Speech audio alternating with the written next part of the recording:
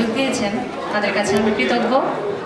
আমি শুরুতে পরম করুণাময়ের কাছে প্রার্থনা চাইব এবং আমার যিনি গুরু, আমার পিতা স্বর্গীয় নিমাইচন্দ্র রায়কে স্মরণ করে তাকে প্রণাম জানিয়ে আমি আজকে আমার নজরুল সঙ্গীত দিয়ে পরিবেশন শুরু করব।